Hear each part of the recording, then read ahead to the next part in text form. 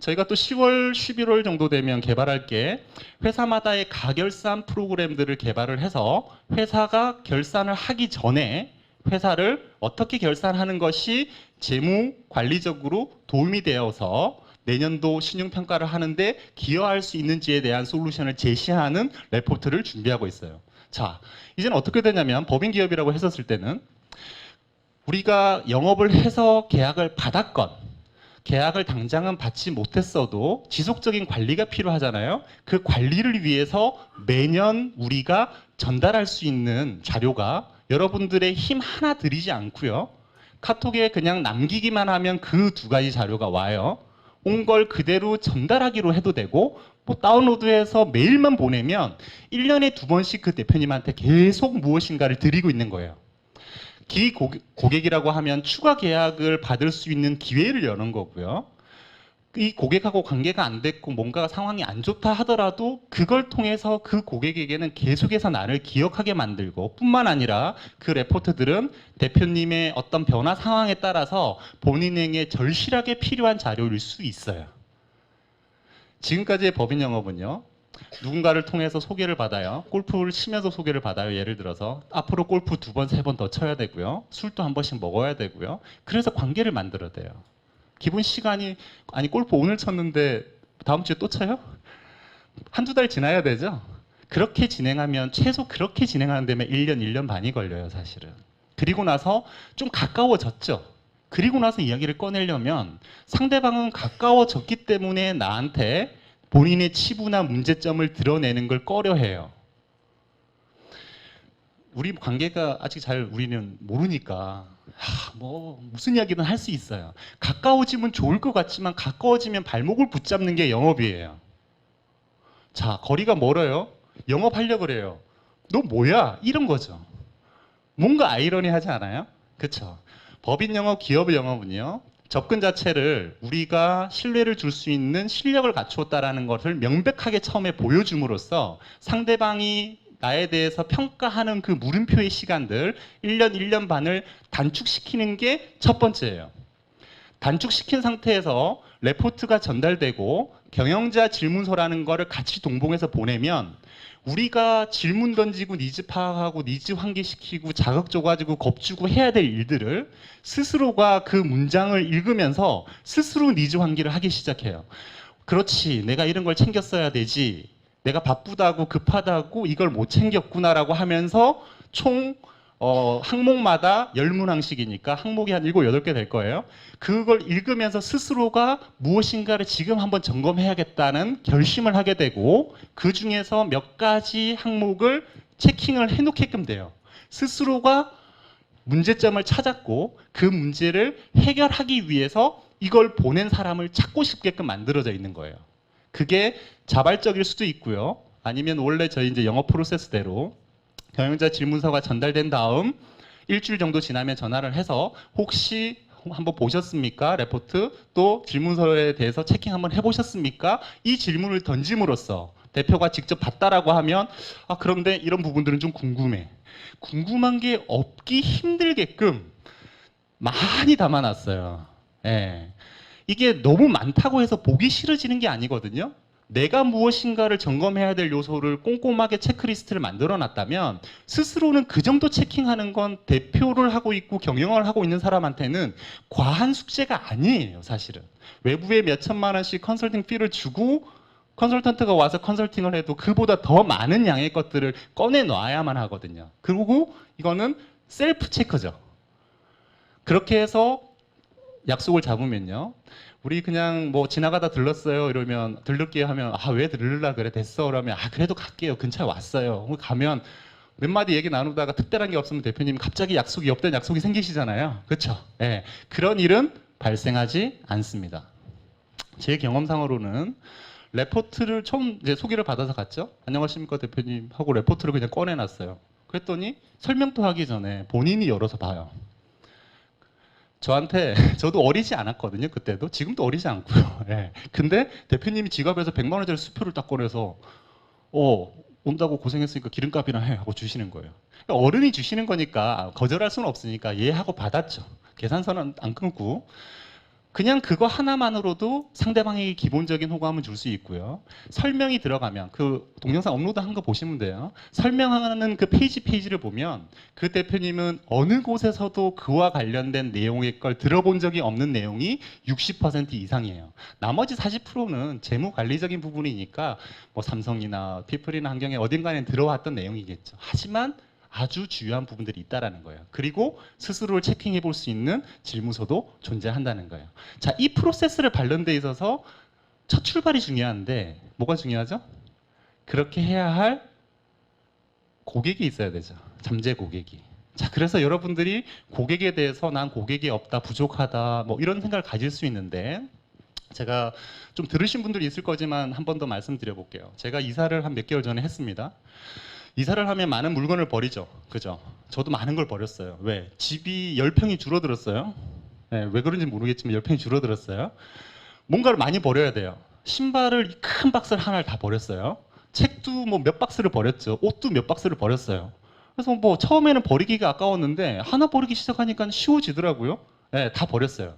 그렇지만 쌓아놓은 것 중에 명함집이 있었어요. 예전에는 우리가 이게 앱으로 이렇게 저장을 안 하고 명함집이 있었거든요. 보통 한 권에 한 1,500장 정도는 들어가요. 예, 그게 7권이 있는데 거기에 먼지가 쌓이고 눅눅해져서 먼지가 쌓이고 하면 먼지가 찐득찐득해지죠. 예, 그리고 또 그 케이스가 예전 건 되게 좀 꽂았어요. 그게 하면 이렇게 되는 게 아니라 되게 막 이상한 느낌이 있어요. 진짜 저도 되게 손대기 싫을 정도로. 그래서 손 안 대고 계속 갖고 이사를 한 건데 와이프가 그거 더러우니까 버리라는 거예요. 지금까지 다른 거 다 버렸죠. 이것도 버리자 하고 쓰레기 이제 박스에다 집어 던졌어요. 근데 혹시나 하고 살짝 한번 보자 뭔지 딱 펼쳤는데 명함이 앞뒤 이렇게 해서 다 꽂혀져 있는 거예요. 하나만 꽂혀져 있는 게 아니라 한 면만 앞뒤 해서 빼곡하게 꽂혀져 있어요. 넘겼죠, 봤죠? 한 권에서 어쨌든 제가 명함을 넘기면서 혹시 그 명함에 있는 대표님들이나 어쨌든 이사님들 얼굴이 아니면 어디서 만났는지 기억난 사람이 몇 분 정도 있었을까요? 그 한 권에서 10명도 안 돼요? 한 명도 없었어요. 이게 7년 전에 명함집이에요, 저한테. 그 나머지는 다 핸드폰에 거의 다 저장이 돼 있거든요. 필요가 없을 것 같죠? 근데 문득 무슨 생각이 들어갔냐? 제가 이렇게 앞에서 지금은 이제 여러분들을 위해서 뭔가를 만들고 또 강의도 하고 하는데 어느 순간 제가 회사에서 잘릴 수도 있잖아요. 그죠? 네. 그러면 저는 FC를 제대로 한번 해보고 싶은 거예요. 그러면 그때 가서는 이 사람들이 저의 잠재 고객이겠죠.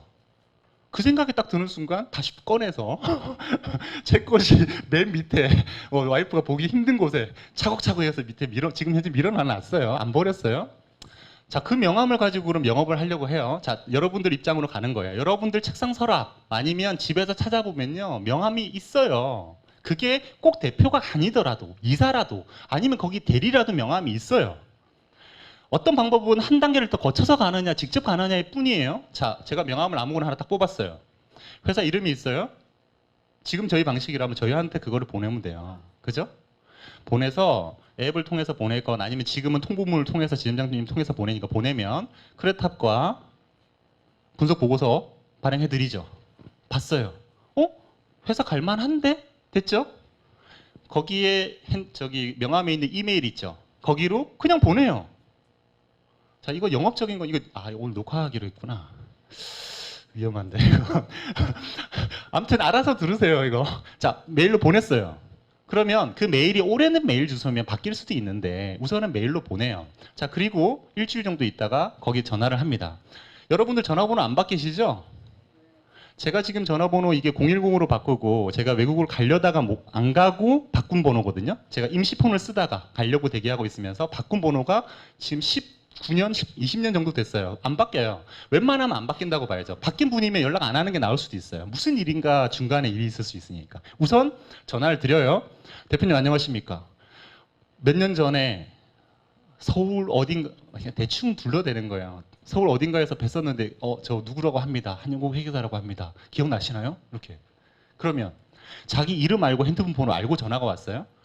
제가 최근에 외부에 특강을 좀 했거든요. 피플에서 특강을 좀 몇 번 했어요. 거기에서 지금 전화가 동행하자 뭐 어쨌든 많이 오거든요. 뭐 내용들 좀 분석해달라 연락이 와요. 지금은 KDB에 있어서 안 된다. 딱 자르죠. 근데 저장 안 돼 있는 전화번호가 계속 오겠죠. 회계사님 하고 전화가 왔어요. 제가 지난번에 그때 이거 물어봤던 사람인데요. 이렇게 얘기해요. 그럼 제가 어떻게 할까요? 아, 예. 어떻게 잘 진행되고 있으세요? 이렇게 묻죠. 아는 체 안 할 수가 없죠.